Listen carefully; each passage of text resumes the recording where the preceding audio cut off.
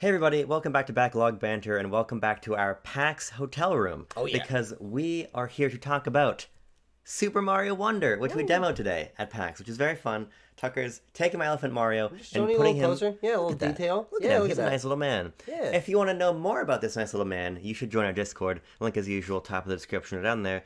Subscribe to the channel, ring the bell, leave a comment. Did I miss one? Subscribe, Yeah, like, that's a ring big a one. bell. I think the subscribe is the biggest one. That's a actually. big one. Yeah, because what is it, 900% of people aren't subscribed to Backlog It's a Banter or crazy something like that? percent. It's such a crazy percentage. It actually doesn't even make Yeah. logical sense. It breaks all statistics. But we're here. We're actually recording the video again because we fucked up. Yep. Because we are tired. So don't hold our antics in this video against us. No. Because we have been through a day and a half. Oh, yeah. In one day. And this morning, when we went to Nintendo Live, to set the stage for you, we walk in, ton of photo ops. It's Yep. a really cool place. And then at the back is the Wonder demo. Yes. And a lot of it. Yes. It gets this whole section to itself. It has Yeah. a whole photo op thing. The direct is playing on the wall, loud, kind of annoying, but they assume most people haven't seen it. They're probably right, but I had, so it was a little annoying. And there were like 60 fucking screens, which Yeah. is like up to 4 people at each of them. We got to go up there, play with our friend Brendan, who got us in Thank to you, Nintendo Live. Brendan. Nintendo Live? It's not Nintendo Life. That's where our friends Xeon and Alex are from. But we got to play a good amount of Super Mario Bros. Wonder. We played about in the 10 to 15 minute range. In that time, we were able to cover about 4.5 stages. Yeah. We played a first level. We played a level that was based around the Skedaddler enemy. And we played a level that was based around the Bull Rush enemy. We played a badge level, and then we started another level, but then we were unceremoniously kicked out of it as the time ran out. And it was like, thanks for playing, jackass. I'm like, oh, okay. Yeah, But you basically just play, you do as much as you can in the time allotted, and Yes. it felt like 10 to 15 minutes. yeah. Now, Tucker, I'm a man who sometimes engages in activities for a short amount of time and thinks that they're wonderful all the same. And Super Mario Wonder is one of those, to use the word wonder multiple times.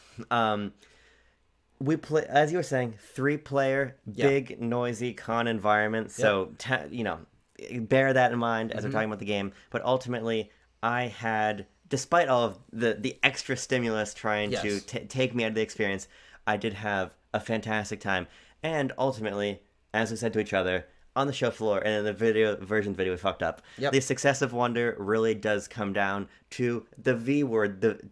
Nintendo checked in their V card with this game, and it gave And us out came variety. variety.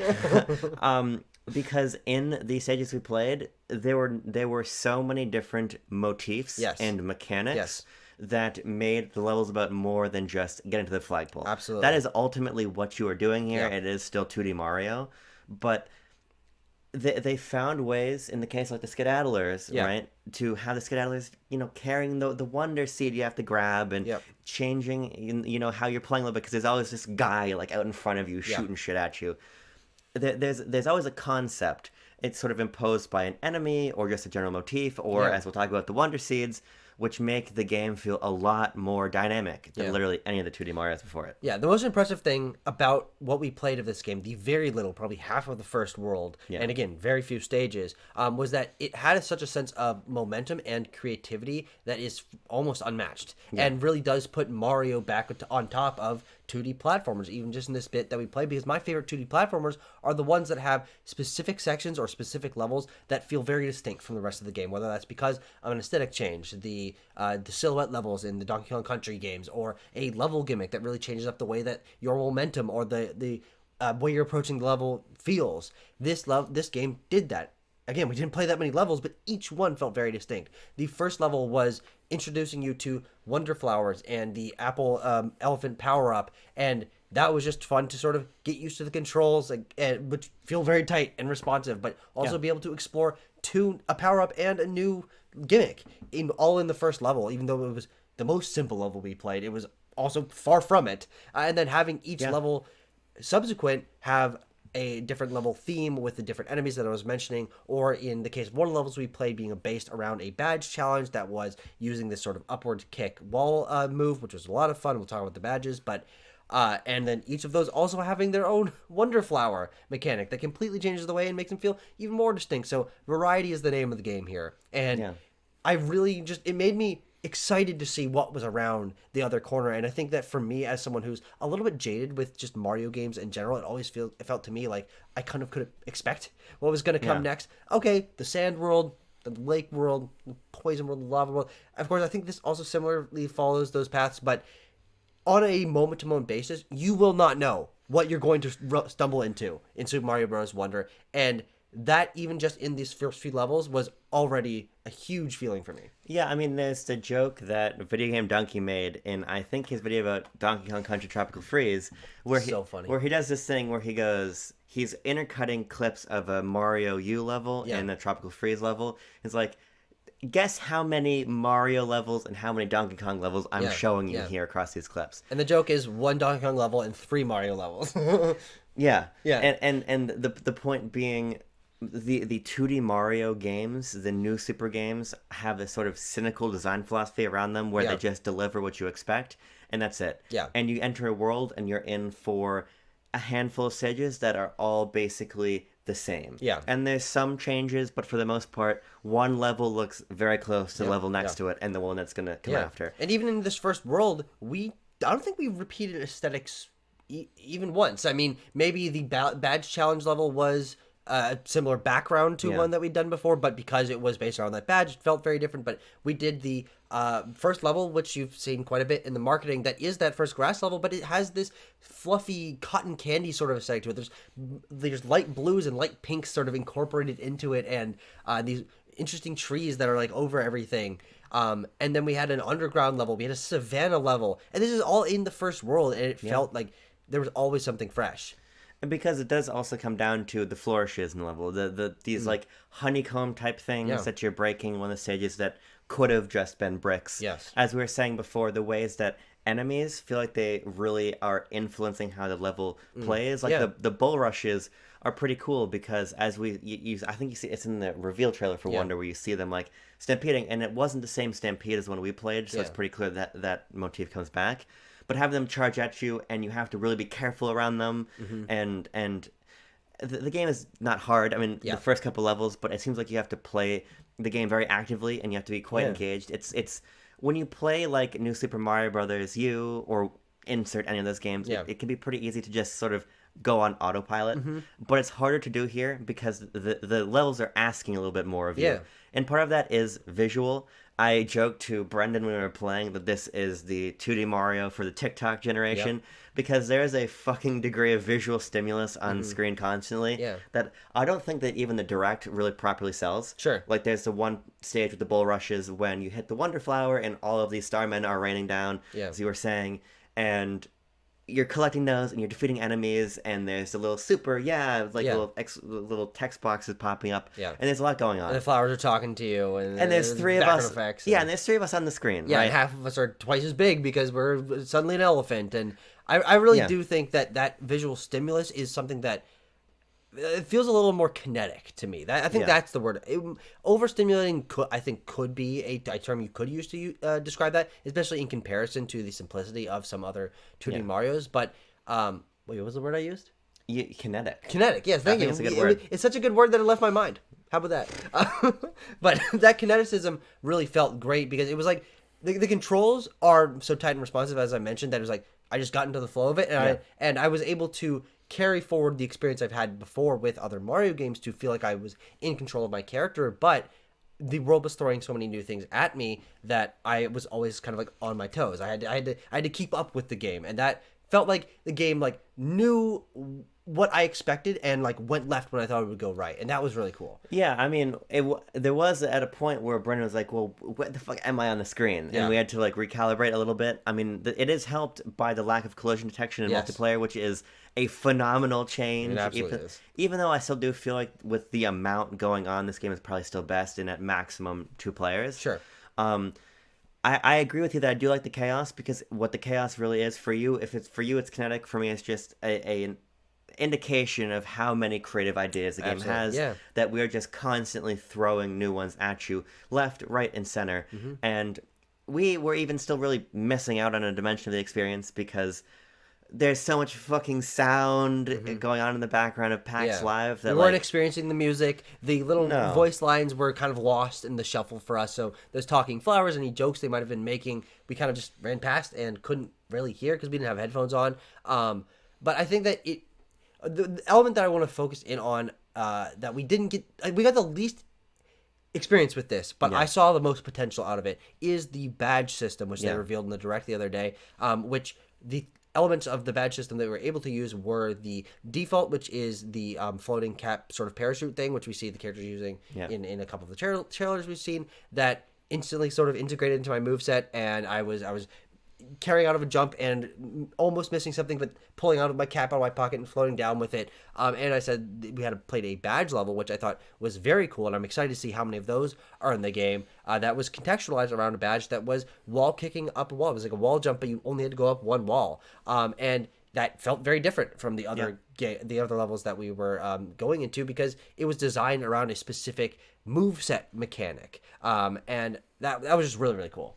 Yeah, I mean, as we've sort of been speculating about, it's a little unclear how much the badges, by merit of them being optional, like the fact that you unlock badges not in a core level, but off on a sort of offshoot, if there's going to be a lot of use cases where you practically reach parts of a level with the badge that you couldn't without a badge. Yeah. But ultimately, for me, it doesn't really matter, because as you were making the remark about like immediately treating that cap as second nature, when we were playing the badge challenge to get this sort of like same wall jump type move, I found myself reaching for the cap, which is just on R, so it's very, I'm just like, oh, I'm just gonna hit R, I'm gonna single wall jump, bounce off, use my cap to fly all the way to the other side of the stage.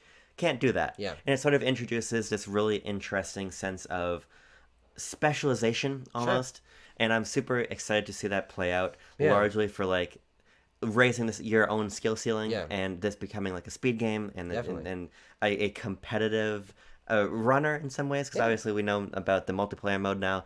So I think that is really great, and I like that we have the badges, but we also have the new power-ups. And we got to use two of them. The apple elephant power-up is prominently featured. It was actually interesting. I kind of felt like it was like over featured in that first level. Every fucking block you hit shut out 3 fucking elephant apples, and we didn't need them because you're pretty tough when you're a fucking elephant. So there's just apples everywhere. I'm like, oh, maybe a little too much. What it felt like almost is because we saw the drill, but we also saw the fire flower. The fire flower was scant. What it almost kind of felt like to me is that it's like the elephant apple, at least in these early stages, was like how the fire flower typically is. Sure. Like it's almost the default power up. Whether that's actually true in the game, I don't know. Of course, the game. Yeah, I mean, if it is or isn't, it's fun. I mean, it really is. It's goofy as fuck to see everybody as these big elephants. It's really cool. The trunk smacking shit with the trunk, even just fun little details like throwing around water. It's really serves no function other than aesthetic. Well, it does, because you can water certain flowers and do some puzzles with that later on. We didn't get to use that ourselves, right?